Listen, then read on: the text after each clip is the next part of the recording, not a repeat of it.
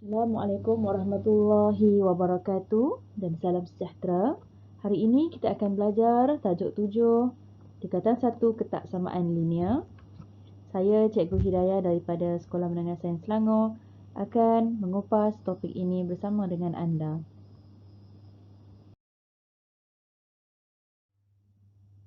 Subtopik 7.1 ketaksamaan bagi standard pembelajaran 7.1.2 membuat generalisasi tentang ketaksamaan yang berkaitan dengan yang pertama, sifat akas dan transitif, songsangan terhadap penambahan dan pendaraban. Yang kedua, operasi asas aritmetik.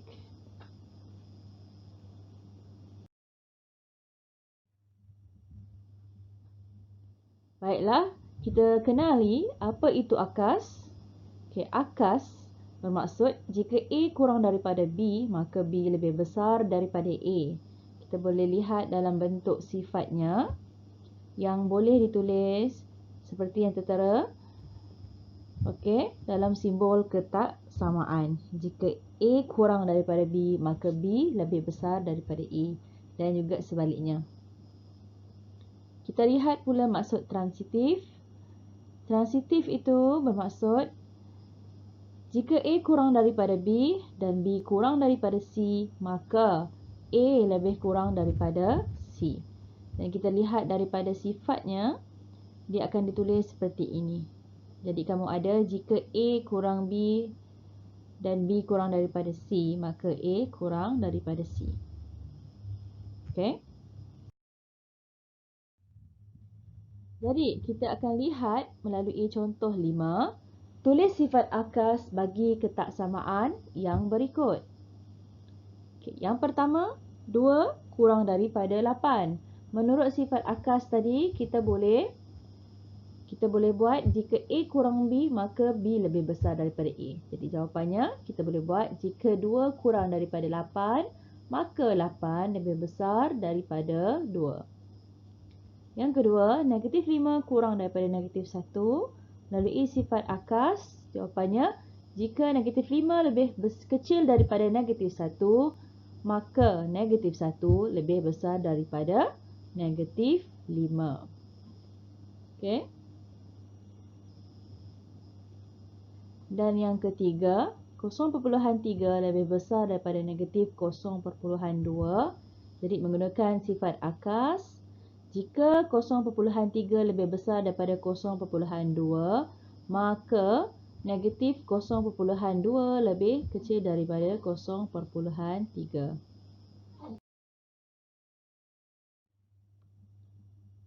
Baik, kita tengok pula contoh yang ke-6.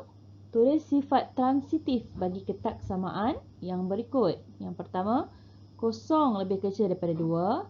2 lebih kecil daripada 5. Bagaimanakah sifat transitifnya? Jadi, jika 0 lebih kecil daripada 2 dan 2 lebih kecil daripada 5, maka 0 lebih kecil daripada 5. Yang kedua, negatif 5 lebih kecil daripada negatif 2. Negatif 2 lebih kecil daripada 0. Jadi, jawapannya, jika negatif 5 lebih kecil daripada 2 dan negatif 2 lebih kecil daripada 0, maka negatif 5 lebih kecil daripada 0. Songsangan terhadap penambahan. Apabila kedua-dua belah ketaksamaan didarab dengan negatif 1, simbol ketaksamaan disongsangkan. Okey. Jadi kita boleh lihat begini dia punya ayatnya. Jika A kurang B, maka negatif A lebih besar daripada negatif B. Kenapa dia menjadi negatif? Kerana kita telah mendarabkan kedua-dua belah ketaksamaan dengan negatif 1. Itu maksud songsangan terhadap penambahan. Jadi yang songsangnya adalah dia punya simbol ketaksamaan. Baik. Yang kedua adalah songsangan terhadap pendaraban. Apabila operasi salingan dilakukan ke atas nombor di kedua-dua belah ketaksamaan, simbol ketaksamaan disongsangkan. Dia akan menjadi seperti ini. Jika A lebih kecil daripada B, maka 1 per A lebih besar daripada 1 per B. Salingan bermaksud 1 bahagi dengan A, 1 bahagi dengan B. Itu maksud salingan, operasi salingan. Jadi di sini songsangannya berlaku ya. Simbolnya berubah. Contoh 7. Tulis songsangan terhadap penambahan bagi setiap ketaksamaan yang berikut. Yang pertama, 2 kurang daripada 5. Kita lihat, kita nak songsangan terhadap penambahan. Penambahan dengan apa? Didarabkan dengan negatif 1. Maka simbol akan bertukar. Jadi negatif 2 lebih besar daripada negatif 5. Kerana 2 telah didarab dengan negatif 1 menjadi negatif 2. Dan 5 darab dengan negatif 1 menjadi negatif 5. Yang kedua, negatif 5 kurang daripada negatif 1. Jika kita darab kedua-dua belah ketaksamaan dengan negatif 1, negatif 5 akan menjadi 5. Dan negatif 1 didarabkan dengan negatif 1 akan menjadi 1 lah di sini. So, kedua-dua nombor akan bertukar. Jadi 5 lebih besar daripada 1. Jadi di sini songsangannya berlaku terhadap simbol. Kita lihat pada contoh 8. Tulis songsangan terhadap pendaraban bagi setiap ketaksamaan yang berikut. Jadi ini pendaraban. 2 lebih kecil daripada 5. Jika kita buat songsangan terhadap pendaraban, dia melibatkan salingan ya. Jadi kita buat bahagi. 1 bahagi 2 lebih besar daripada 1/5. Jadi di sini simbol ketaksamaan akan bertukar. Okey, jadi kita semak 1/2 sama dengan 0.5 dan 1/5 bersamaan dengan 0.2. Jadi 0.5 lebih besar daripada 0.2. Jadi di sini simbol ketaksamaan juga bertukar. Negatif 5 kurang daripada negatif 1. Kita buat operasi songsangan terhadap pendaraban. Operasi salingan, maaf. So, operasi salingannya kita bahagikan. 1 bahagi negatif 5. Negatif 1 bahagi dengan 1 bahagi dengan negatif 1. Maka akan dapat negatif 1 di sini ya. Di sebelah kanan di sini. Jadi jawapannya juga akan bertukar. Kerana operasinya, operasi salingan telah berubah di sini. Mengubahkan simbol ketaksamaan ya.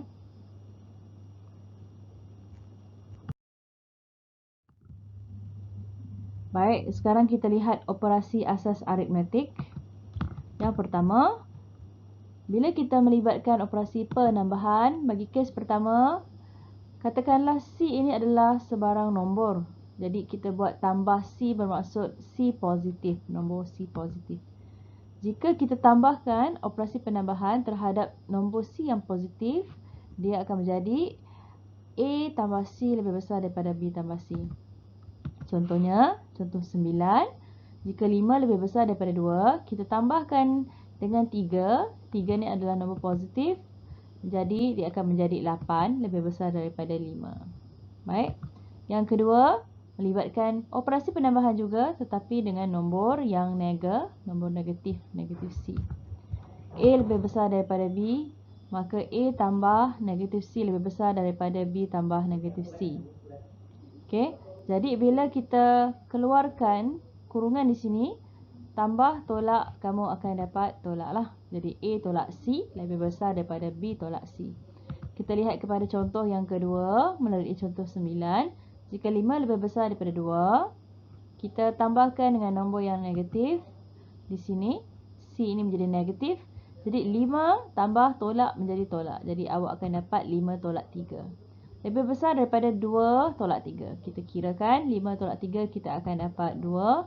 2 tolak 3 dapat negatif 1. Jadi betul lah 2 ini lebih besar daripada negatif 1. Maka kita buat satu kesimpulan. Simbol ketaksamaan tidak berubah.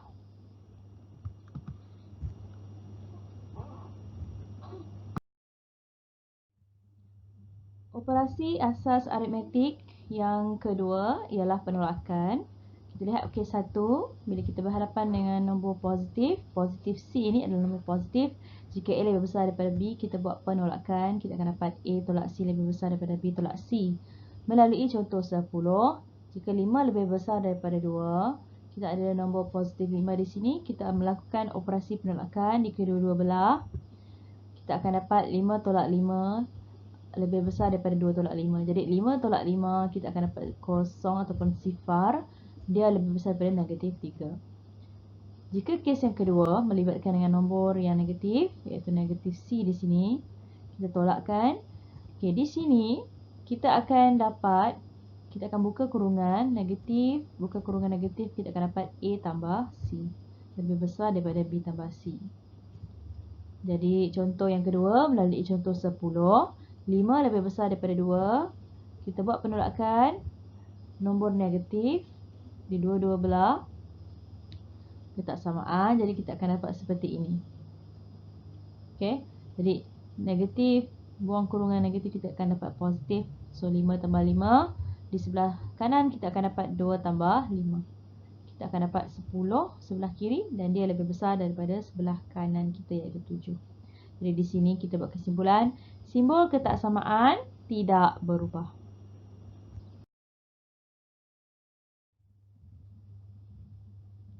Baik, jadi operasi asas aritmetik yang ketiga iaitu pendaraban.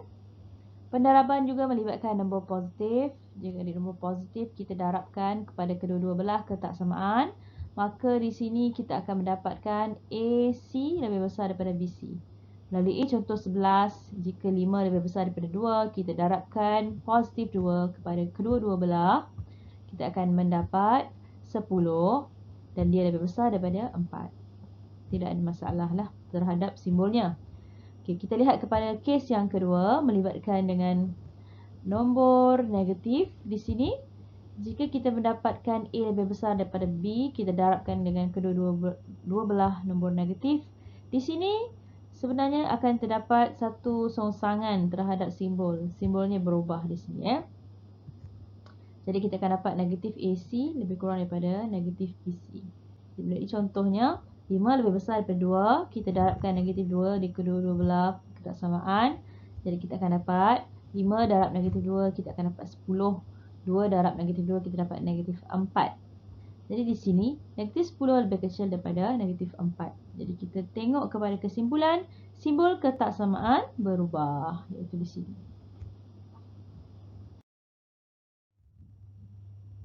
Baiklah, ini adalah operasi asas aritmetik yang keempat.